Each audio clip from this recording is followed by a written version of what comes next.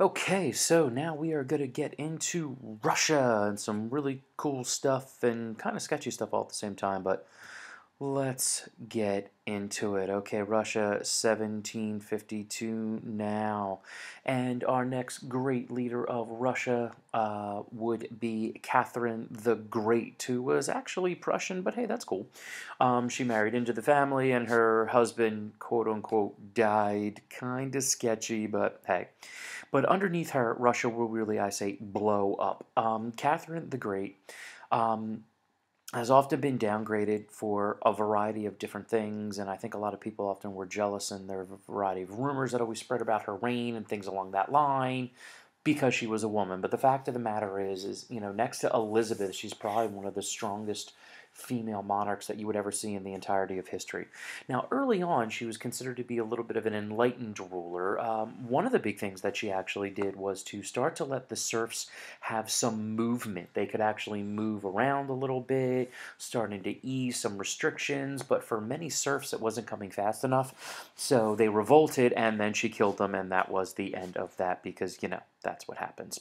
One of the biggest things, though, she does is fostering literature, art, and science.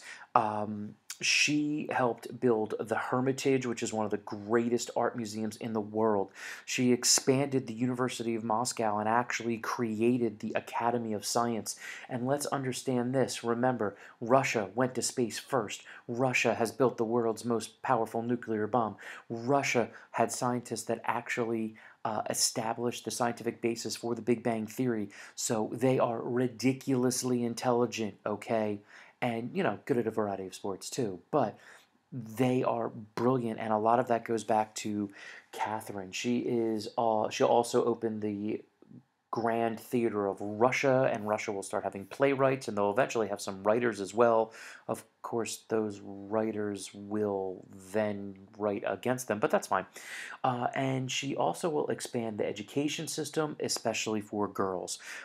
So overall, her reign was really, really impressive.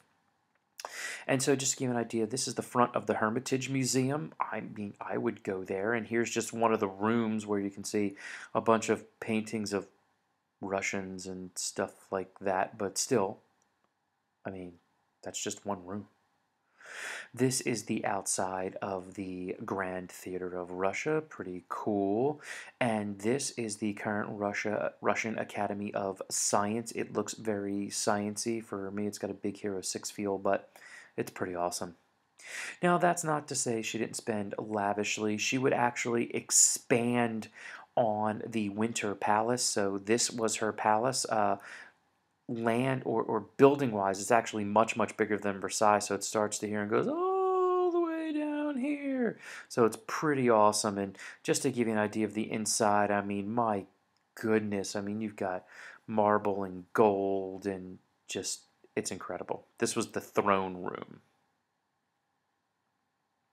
And she also massively expands the empire. It is under Catherine that she would gain the land down here, okay, to the Caspian Sea, and also actually, because this is a little bit more of a modern map, this is Uzbekistan, Turkmenistan, Kyrgyzstan over here, all of this as well. So when she was done, Catherine would have the largest empire actually in the history of the world, next to the Mongols.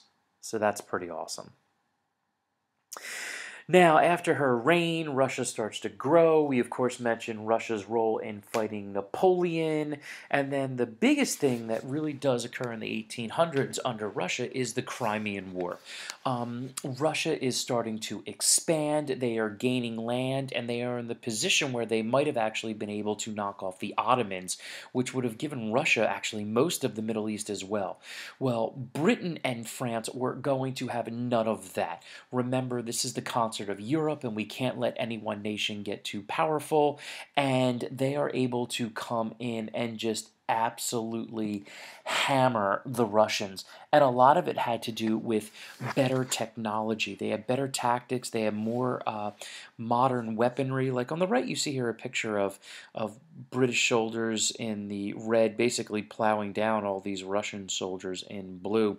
But and you see the cannonballs in the air, as well as they had more modern rifles, where for the most part the Russian army was fighting with swords and some cannon.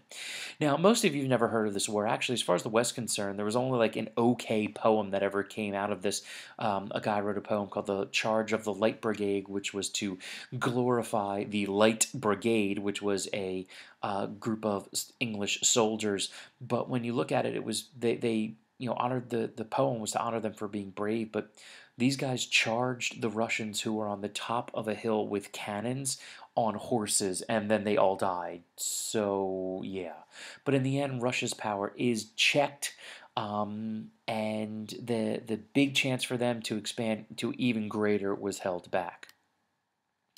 Now, the interesting thing that also came from this war, though, was one Florence Nightingale, the lady with the lamp, who was a battlefield nurse. And you see a quote here: the very first requirement in a hospital uh, is that it should do the sick no harm. She incredibly revolutionized battlefield medicine. She also helped to be part of the group that would eventually found groups like the Red Cross, but she was crucial. And when you look at it today, I mean, of course, there was always medics and stuff like that, but after her, you started to have the idea of what eventually would become like MASH units, like mobile um, health units that would help soldiers on the battlefield. And because of Florence Nightingale, and she was British, many soldiers did not die that otherwise would have. It is better to abolish serfdom from above than to wait for it to abolish itself from below. That is a quote from one Tsar Alexander II, who ruled in the 1870s, a little while after the Crimean War. And we're starting to get some massive changes in Russia in which Alexander looks to abolish serfdom. And this was pretty incredible, as you see Alexander there. And it was thought that Russia was on the move to actually making some changes. The problem is that the Russian government then paid landowners money for the serfs that left them. And as a result, because Russia doesn't have really much in the way of manufacturing at this time, there weren't a lot of jobs for these guys to get. And so they got some land, but then they were required to pay immediate taxes on it, so they immediately went into debt and typically stayed into debt. And so as a result, it really didn't help. I mean, some of the other changes, he gave people trial by jury and that they would be representative if they were put on trials, but in the end, it really didn't work. And what you end up getting is a violent backlash of serfs rallying. They create populist movements. Then what you start to get is other terrorist groups, which I'll talk about more a little bit later, start to assassinate public figures. And you get some big-time writers start to come out. And these are some of the most incredible writers ever. Leo Tolstoy and Fyodor Dostoevsky. Tolstoy's most famous book was War and Peace, and then you had Anna Karenina and Fyodor Dostoevsky with The Possessed. And these books were some of the earliest books, at least in Russian history, to start to expose the problems that Russia had and really trying to work on bringing down the czars and getting people organized. Now, it's not really going to come to fruition until later, and a lot of these guys either spent a lot of time in jail, particularly Dostoevsky, but they became so popular that they weren't killed because it would cause more problems.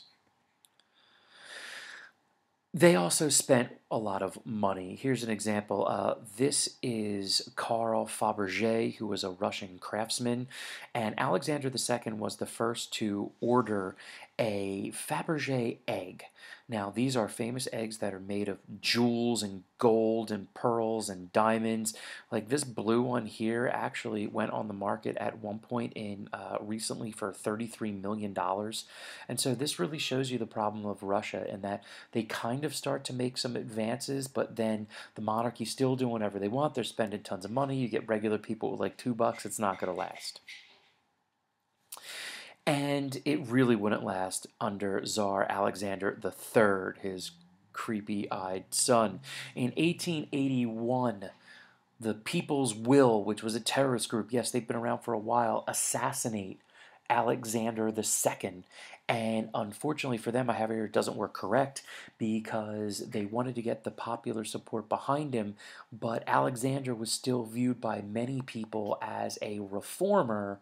And so when he died, his son, Alexander III, figured, you know what, if you're going to do this, I am just going to attack everybody.